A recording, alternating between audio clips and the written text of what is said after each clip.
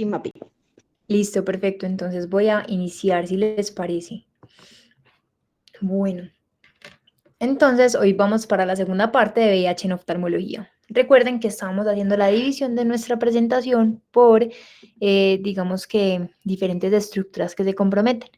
Ahora nos vamos a ir a la parte de uveitis, dividiéndola en uveitis inducida por el VIH, uveitis relacionada con coinfecciones, uveitis de recuperación inmunológica y uveitis inducida por medicamentos. Entonces, hay que tener en cuenta que los pacientes con VIH positivo tienen una probabilidad de 5 a 6 veces mayor de ser diagnosticados con uveitis. La disminución de la célula CD4, que es inducida por el mismo virus, y las infecciones oportunistas han aumentado la prevalencia de la uveitis como una complicación ocular que se relaciona con el VIH. Sin embargo, los pacientes pueden quejarse solo de una disminución de la visión al inicio de la uveitis, lo que puede, digamos que pasarse por alto por el oftalmólogo, haciendo énfasis de que la presentación de las enfermedades en estos pacientes siempre va a ser atípica. Bueno, entonces, empezando a dividirla por categorías, empezamos con uveitis inducida por el VIH. Se debe partir de que este fenómeno se comenzó a estudiar teniendo en cuenta de que se ha demostrado que el VIH puede pasar la barrera hematoencefálica y por lo tanto causar degeneración nerviosa. En 1988 encontraron carga viral detectable en el tejido, en tejidos del ojo como vitrio, retina, iris, conjuntiva e incluso en la película lagrimal, lo que indica que el virus podría pasar la barrera hematorretiniana. Entonces, digamos que esta puede ser una de las teorías que nos explica por qué hay una uveitis inducida por el VIH. Bueno, en la literatura se ha descrito cargas virales incluso mayores, intraoculares, en comparación a la carga viral en sangre. Esta etiología se descubrió cuando vieron que los síntomas de la uveitis y la carga viral intraocular disminuyeron rápidamente después de iniciar terapia antirretroviral, lo que sugiere que esta uveitis que se causaba en algunos pacientes estaba causada directamente por el VIH. La carga viral plasmática y la ruptura de la barrera hematoencefálica siempre va a ser como lo que nos explica que de pronto haya este cambio en la barrera hematorretiniana. Para llevar a casa, cuando los pacientes con VIH que no han recibido terapia antirretroviral muestran manifestaciones de uveitis, especialmente uveitis anterior o uveitis sin manifestaciones en retina ni algo más que la explique, se debe sospechar una uveitis inducida por el VIH y nos va a mejorar con el inicio de la terapia antirretroviral. Bueno, ahora uveitis relacionada con coinfecciones. Haremos énfasis en 3 de las más comunes. Entonces, empecemos por una uveitis sifilítica. La incidencia de sífilis ha aumentado desde principios del siglo XX, sobre todo incluso en países tanto en vía de desarrollo como en los desarrollados, especialmente en hombres que tienen relaciones sexuales con hombres. Las personas con VIH tienen 77 veces más probabilidad de tener como coinfección la sífilis que las personas que son VIH negativos. La uveitis sifilítica es una de las complicaciones oculares más comunes de la sífilis. Aproximadamente el 9% de los pacientes con coinfección VIH-sífilis tienen manifestaciones oculares. Entonces, recordar el diagnóstico. Vamos a tener manifestaciones clínicas de la uveitis. Estas son diversas, no son tan específicas. Pueden afectar cualquier segmento ocular en cualquier etapa de la enfermedad, pero la panuveitis y la uveitis posterior son más comunes. Pero ya cuando nos vamos a la parte de VIH, la uveitis anterior no la vamos a encontrar tan fácil como lo es en pacientes VIH negativos. O sea que siempre vamos a buscar uveitis posterior y bilateral en los pacientes VIH positivos. Siempre voy a tratar de diagnosticar, sea con la FTA, si nunca, pues con la treponémica y no treponémica. Entonces, tenemos el BDRL y la FTA. Bueno, el manejo lo hablaremos un poquito más adelante porque también voy a tocar la sífilis como una coinfección que afecta a la retina, pero va a ser con penicilina benzatínica intravenosa. En cuanto a la uveitis por tuberculosis, la infección por VIH es un factor de riesgo independiente para la tuberculosis activa y es la principal causa de pacientes con VIH según la Organización Mundial de la Salud, tener la tuberculosis como coinfección. Los pacientes con VIH, espérense, yo dejo ingresar a... Listo. Bueno, Em, entonces, volviendo, los pacientes con VIH, especialmente aquellos que tienen un recuento de CD4 menor a 200, tienen 2 a 3 veces más probabilidad de desarrollar tuberculosis con progresión más rápida. Entonces, ya para el diagnóstico de la uveitis por tuberculosis, la detección siempre va a ser a partir de muestras acuosas vitrea, pues de humor acuoso o de vitrio, o la detección del gen de, de Mycobacterium tuberculosis con pruebas de PCR. Es la evidencia que más nos va a confirmar este diagnóstico. Bueno, y los criterios de diagnóstico por uveitis con tuberculosis suelen incluir manifestaciones oculares de uveitis, manifestaciones sistémicas relacionadas con la tuberculosis y las pruebas de laboratorio. En estos pacientes vamos a encontrar uveitis más crónicas, es más común que tengan una cronicidad del cuadro eh, y, y bueno, siempre voy a tender a hacer las pruebas para hacer el diagnóstico. Bueno, ya con respecto al tratamiento, va a ser con antituberculosos y siempre los esteroides, si yo deseo administrarlos, va a ser siempre como una terapia adyuvante que me va a ayudar al cuadro y a todas las manifestaciones ya de uveitis como tal. Bueno, y respecto a herpes zóster, la uveitis anterior se produce con frecuencia con el herpes zóster oftálmico. La inflamación suele ser leve y transitoria y con frecuencia provoca un aumento de la presión intraocular. Así que va a ser un tratamiento oportuno y adecuado para que el curso de la enfermedad no sea tan grave, para generar glaucoma y catarata. Bueno, ahora la uveitis de recuperación inmunológica. Recordemos que el síndrome inflamatorio de reconstitución inmune, o SIRI también le llaman, en pacientes con VIH es cuando existe un subgrupo de pacientes que experimentan un deterioro clínico como consecuencia de una instauración muy rápida de una respuesta inflamatoria específica, excesiva y no controlada una vez de inicio de tratamiento antirretroviral y se asocia por una reactivación de infecciones que ya hay preexistentes y que mi cuerpo, pues, bueno, el cuerpo de la persona infectada haga ya un desorden inflamatorio secundario a estas enfermedades. Aunque la terapia ha reducido la prevalencia de infecciones oportunistas, entonces se ha encontrado que se ha aumentado la incidencia del síndrome inflamatorio de restauración inmune. Entonces, la prevalencia global de este síndrome es de más o menos al 10-30% de los pacientes con SIDA que llegan a recibir terapia antirretroviral. Y ya cuando hablamos de esta uveitis, es una de las manifestaciones oculares más comunes del SIRI. Se define como cualquier nueva inflamación en un ojo con retinitis por citomegalovirus controlada u otras infecciones oculares sin una causa alternativa después de una recuperación sustancial de la inmunidad. Esta uveitis se ha convertido en una causa importante de pérdida de la visión en los pacientes con VIH que reciben terapia antirretroviral. Entonces, digamos que esta patología de la uveitis como tal no se comprende del todo aún en la literatura, pero se asocia con una recuperación exagerada, una respuesta inmunitaria exagerada del cuerpo a una infección por citomegalovirus. Eh, Le voy a dar ingreso a la doctora. Listo.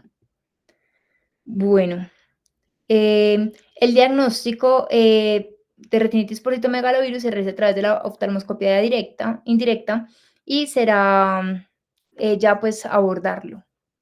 Entonces, bueno, siempre hay que tenerlo en cuenta y tratar primero lo que sería la infección antes de yo empezar con esa terapia antirretroviral y en caso de que tenga esa recuperación tan rápida, sospechar qué es esto. Entonces debo de controlar primero la retinitis por citomegalovirus y después iniciar con la terapia antirretroviral.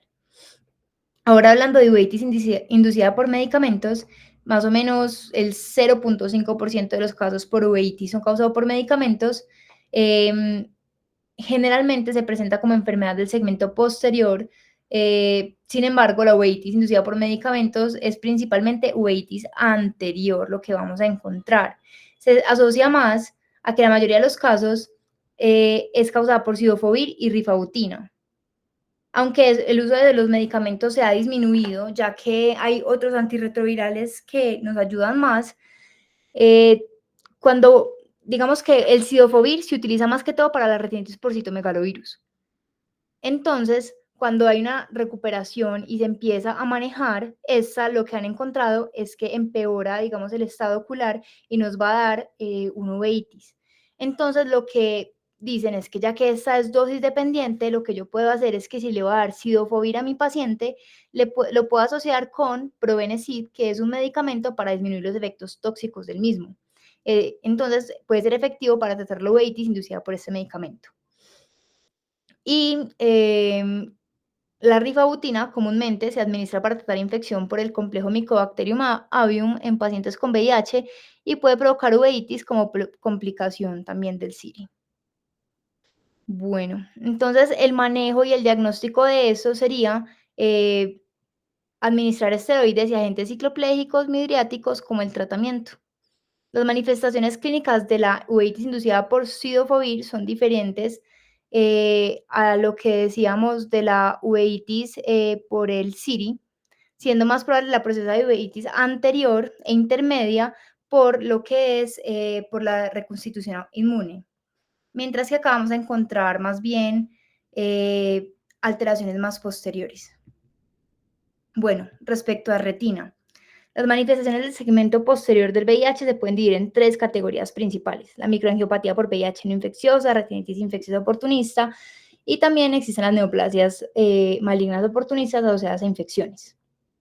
La afección del segmento posterior por patógenos oportunistas se ve mayormente en el contexto de enfermedades diseminadas en el SIDA, siendo mucho más común la retinitis que la coroiditis. Entonces, estas son de las que hablaremos. Empezaremos con la microangiopatía. Entonces, se cree que los cambios microvasculares subclínicos son la manifestación más común del segmento posterior y se estima que ocurren más o menos en el 70%, del 40 al 70% de los pacientes con VIH positivos no tratados. Puede observarse también en portadores asintomáticos del VIH y su presencia está relacionado con un grado de deterioro inmunológico importante, siendo inversamente proporcional a la cifra del linfocito CD4. La presencia de esta microangiopatía en un paciente con SIDA nos habla de progresión de la enfermedad y mal pronóstico vital, con menor supervivencia que los pacientes que tengan un fondo de ojo normal.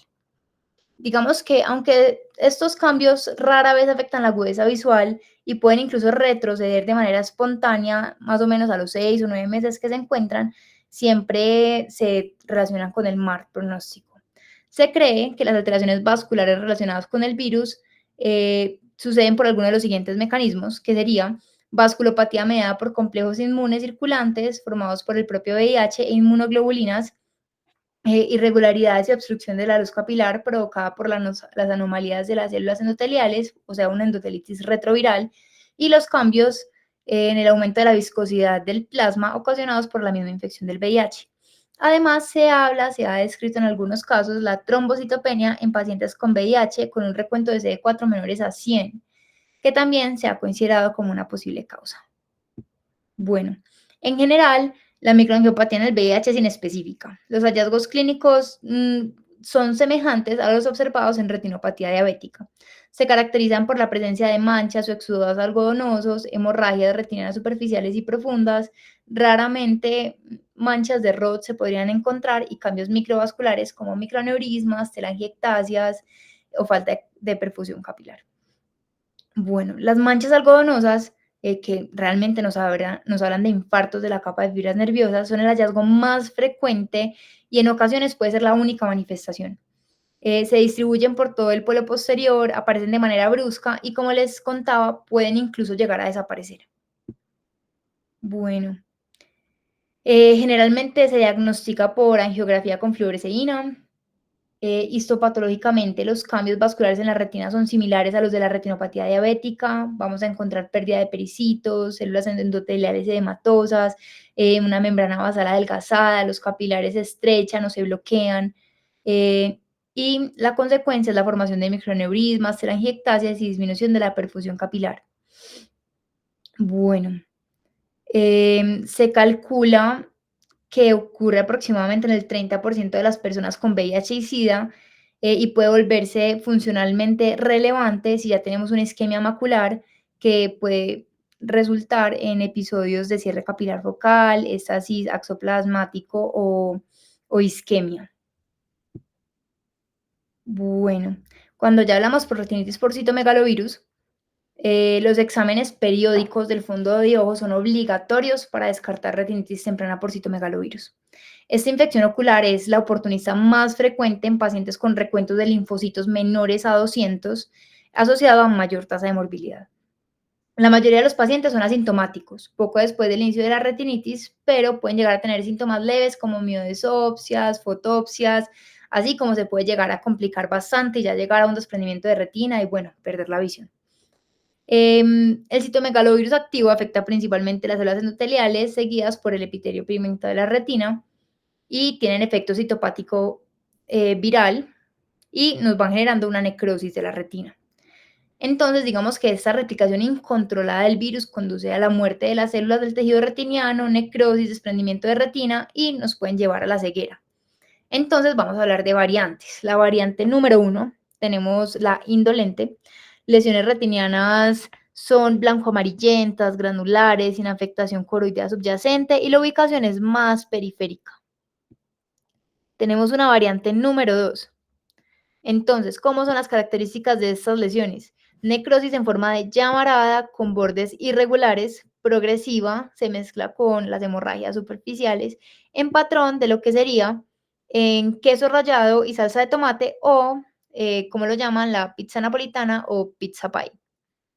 Bueno, bueno, se ubican frecuentemente en las arcadas temporales adyacentes a un vaso retiniano, como vemos aquí en la imagen. Y la visibilidad del fondo de ojo suele ser muy buena, ya que no contamos casi con una infiltración vítrea, con una vitreitis importante, porque la mayoría de los pacientes que tienen esta patología están gravemente inmunocomprometidos. Entonces van a tener poca inflamación en cámara anterior y poca inflamación vítrea. Bueno, variante número 3. Es una forma perivascular llamada angitis de rama escarchada. Se caracteriza por una inflamación vascular con exudados perivasculares, tanto de arteriolas como de vénulas retinales, asociada en algunos casos a uveitis también, edema retinal y hemorragias retinales con disminución de la agudeza visual. Tiene una progresión lenta, describen que puede ser de 2 a 3 meses y hay un avance característico por contigüidad del borde blanco amarillento sobre lo que va haciendo la retina sana. Entonces voy a tener una retina adelgazada y atrófica que incluso puede tener un poco de dispersión pigmentaria. Sin tratamiento, todo lo que es citomegalovirus nos puede llevar a la ceguera. Bueno, las zonas y estadios, un recorderis de lo que serían las zonas, siendo la zona 1 3.000 micras alrededor del centro de la fobia o 1.500 micras del borde del nervio óptico, la zona 2 desde la zona 1 al ecuador y la zona 3 desde el ecuador a la hora serrata. Entonces, recordando todas estas zonas, la retinitis típicamente comienza en la retina periférica en una zona 3 y progresa centrífugamente hacia el polo posterior a una velocidad que describe la literatura de 24 milímetros al día. El deterioro visual significativo es cuando la enfermedad llega a la zona 1, que ya me afecta el nervio óptico y la mácula. La pérdida de la visión o ya la ceguera también puede ocurrir como resultado de un desprendimiento de retina, catarata o membrana epirretiniana. Bueno, diagnóstico va a ser clínico, podría llegar a ser PCR, reacción en cadena de la polimerasa, de humor acuoso o vítreo. Esto sí me confirmaría el diagnóstico y puede ser útil en caso de unas presentaciones típicas, bien atípicas, em, que el aislamiento del citomegalovirus nos puede ayudar. El antígeno tiene un buen valor predictivo positivo y la citomegaluria se puede llegar a interpretar según el contexto clínico, aunque la imagen del oftalmoscopio es suficiente sin necesidad de una confirmación microbiológica.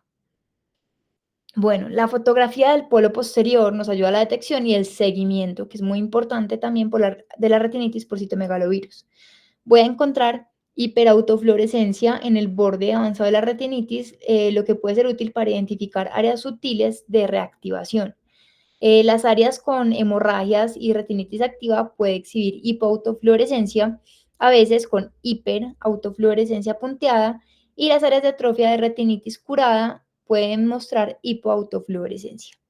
Además, podemos encontrar fugas y falta de perfusión en áreas afectadas, así como defectos de bloqueo por hemorragias. mencionar las placas de Kirielis, bueno, em, que son depósitos focales de color blanco amarillento, tienen apariencia de placas ateromatosas, están distribuidas segmentariamente a lo largo de las arterias retinianas. Em, Esta se dice que, bueno, la etiología realmente es desconocida, pero siempre indican una inflamación intraocular grave, asociada típicamente a uveitis e infección del polo posterior.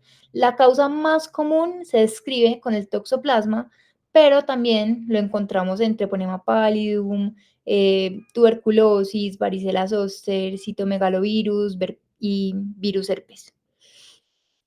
Bueno, el tratamiento del citomegalovirus Em, varía. Tenemos diferentes formas de darlo, dependiendo del medicamento que yo decida, si es ganciclovir, foscarnet, sidofovir, em, y el tratamiento dura varias semanas. Pero debemos tener en cuenta que el tratamiento para la retinitis por citomegalovirus más ideal es el ganciclovir intravítrea, sobre todo cuando hay compromiso en zona 1, falla o contraindicación de tratamiento sistémico, las concentraciones intravítreas son inmediatas, el 50% del tratamiento solo intravenoso, dicen que el 50% desarrollan enfermedad contralateral y sistémica a los 3 meses, y cuando yo lo pongo intraocular no voy a tener los efectos sistémicos. Bueno, hablando de la necrosis retiniana aguda, está asociada con la reactivación con herpes zóster, varicela zóster y herpes simple. Normalmente el paciente puede tener una historia reciente de dermatitis por zóster y una presentación atípica. A menudo sugiere la participación de un virus varicela zóster. Se puede ver en pacientes con VIH que solo tienen una disfunción inmunitaria leve, no tienen que estar tan inmunosuprimidos, pueden incluso tener recuentos de CD4 normales, mientras que la necrosis retiniana externa progresiva, conocida como PORN, eh, vamos a encontrar una inmunosupresión más grave. Bueno, esta es una manifestación más agresiva de una retinitis viral, generalmente se desarrolla en pacientes em, que tienen pues como les contaba, un cuadro previo como tal de herpes. Y bueno, vamos a encontrar que puede ser bilateral. La triada van a ser lesiones periféricas en retina, vasculitis y vitreitis. Bueno, mientras tanto en el PORN vamos a encontrar múltiples lesiones blanquecinas retinianas externas, profundas y bien delimitadas, que pueden ser discretas al principio, pero progresan rápidamente desde la periferia hacia el centro, y lo que hacen es afectar frecuentemente el nervio óptico como una forma típica, suele ser bilateral y bueno, incluso cuando se trata, ay, discúlpeme, incluso cuando se trata, este no tiene un, digamos que el diagnóstico no es muy bueno porque no responden bien al tratamiento. Estas no son tan inflamatorias como lo es el ARN. El ARN voy a encontrar más inflamación, mientras que en el PORN voy a encontrar estas lesiones, pero el paciente no va a tener, digamos que tanta inmunosupresión para yo encontrar una inflamación vítrea tan grave. Bueno, va a encontrar estas lesiones que los llaman como crack mood o lodo craquelado o lodo roto. Bueno, cuando hacemos esta comparación, entonces, respecto al estatus inmune, encontramos que el ARN son más inmunocompetentes, mientras que en el PORN van a estar gravemente comprometidos. La localización del ARN va a ser más periférica, mientras que el PORN va a ser más en el polo posterior, cerca a la periferia, pero no tanto. Respecto a la vasculitis, el ARN va a tener, mientras que el PORN no la va a tener. Como vemos aquí en esta imagen, vamos a encontrar una vasculitis más grave en el ARN, mientras que en el PORN no vamos a encontrar esa forma, como se decía, de crack mood. Respecto a la vitreitis, en el ARN va a ser significativa, no son pacientes tan inmunosuprimidos, mientras que en el PORN, que tengo una inmunosupresión más grave, voy a encontrar muy poco o ninguna. El ARN encontramos que responde bien a la ciclovir, mientras que el PORN no es que no responda a nada, sino que va a tener un diagnóstico más sombrío. Sí se debe tratar como todas las enfermedades, pero no tiene buen pronóstico, normalmente no responden al tratamiento antiviral. Y la reacción en la cámara anterior, vamos a encontrar que es más significativa en los pacientes con ARN, mientras que en PORN no, pues como hablamos de esas reacciones inflamatorias, no va a ser tan grave. Bueno, y hablando de esta reacción de la cámara anterior, esto hace que el ARN, como tiene tanta inflamación, se pueda confundir con un uveitis.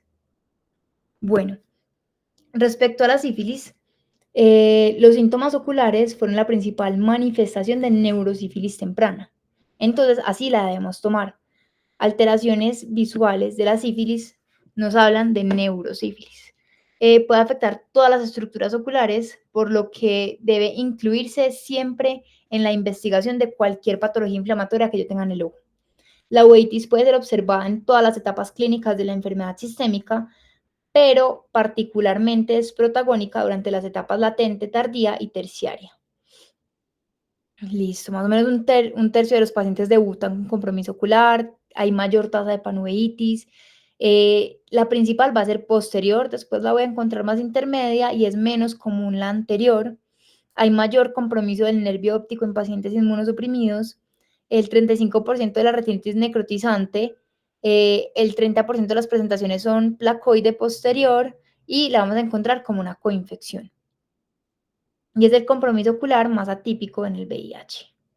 Bueno, entonces se describe una lesión grande, placoide, como vemos en esta imagen, circular u ovalada, amarillenta, con centros hipopigmentados a nivel del epitelio pigmentario de la retina, en el área de la mácula o tiende a ser también yuxtapapilar.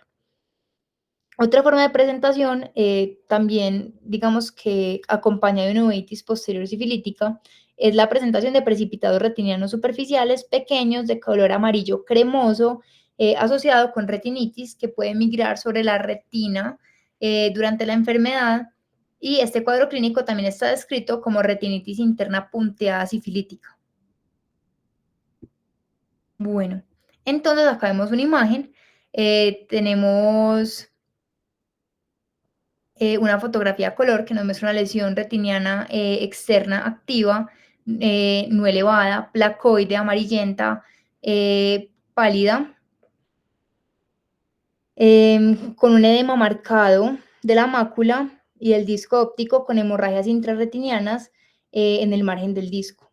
Mientras que aquí la imagen B es una fase media que nos revela hiperfluorescencia progresiva en el área de la lesión, así como fuga del disco óptico con hipofluorescencia focal por bloqueo en el área de las hemorragias intrarretinianas. Y acá encontramos una fase tardía que muestra una progresión continua de la hiperfluorescencia tanto en el área de la lesión como desde el nervio óptico.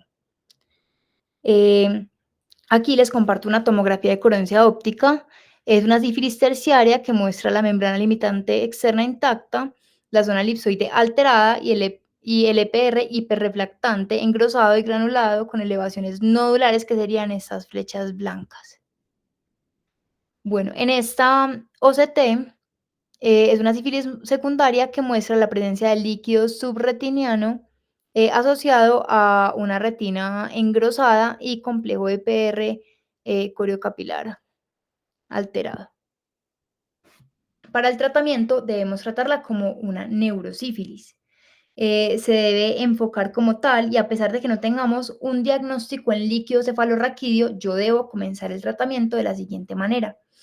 Sería de 3 a 4 millones de unidades de penicilina G-benzatínica intravenosa cada 4 horas por 10 a 14 días y después de esto completarlo con penicilina benzatínica de 2 a 4 millones cada semana por 3 semanas. Bueno, ahora de respecto a la toxoplasmosis, los hallazgos clásicos de la retinocoroiditis por toxoplasma son retinitis focal blanca con inflamación vítrea suprayacente, a menudo con cicatrices retinocoroideas pigmentadas adyacentes, y es posible ver precipitados queráticos granulomatosos o estrellados. En pacientes severamente inmunocomprometidos, las lesiones son más atípicas, grandes, con infiltración vitrea leve y compromiso bilateral, lo vamos a encontrar más común en los pacientes con VIH que en pacientes sanos. Tienden a ser más difusas, multifocales. Bueno, dependiendo de la función inmune, siempre dependiendo de esto, vamos a ver infiltración vitrea. Se puede acompañar en estos casos de una vasculitis retiniana en el sitio de la retinocoreiditis y tiene una mayor incidencia en personas seropositivas en comparación a las personas seronegativas. Bueno, em, es importante que en el caso de que yo vea que mi paciente tiene una alteración de tiene un VIH adicional, tiene una retinocoritis toxoplásmica, eh, y si tiene toda esta afectación ocular asociada a un SIDA, es frecuente que estos pacientes ya tengan alteración o toxoplasmosis del sistema nervioso central. Esto es algo que hay que llevar a casa, pensar en la alteración del sistema nervioso central.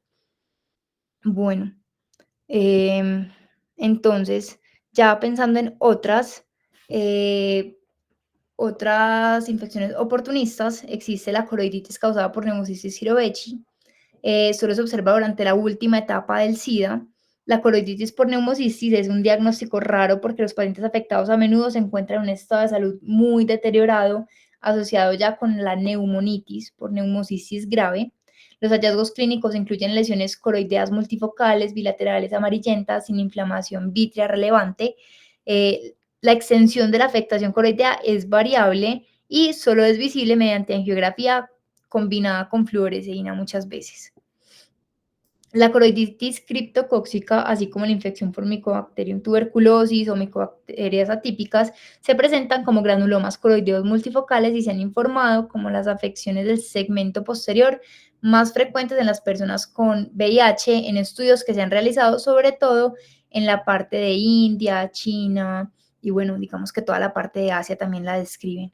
Y está asociado con el uso de drogas intravenosas. La infección intraocular fúngica generalmente ocurre en contexto de fungemia, comienza como múltiples lesiones pequeñas, alrededor de 500 micras dentro de la coroides, que lentamente comienzan a extenderse a través de la retina hacia el vitrio, donde una infiltración celular significativa va generando los primeros síntomas. Bueno, entonces, conclusiones. Hay un compromiso mayor en países subdesarrollados. Cada vez es menos frecuente por la terapia antirretroviral. Es importante conocer todo esto para una detección temprana y el tratamiento del VIH o SIDA. El tratamiento antimicrobiano preserva la función visual y disminuye complicaciones. Hay todo paciente que tenga un diagnóstico de nuevo de VIH requiere de una valoración oftalmológica en el momento del diagnóstico. Retinitis previa o CD4 menor a 50, debo de evaluarlo cada 3 meses.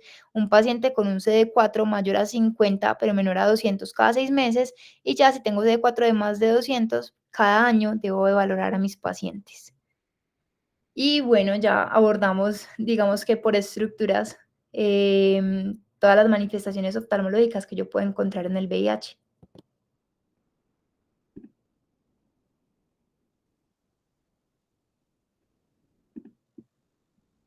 Muy bien, María Elaida.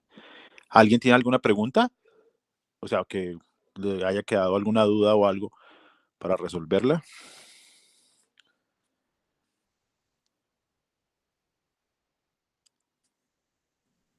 Preguntica, cuando hay uveitis por VIH, que es poco usual,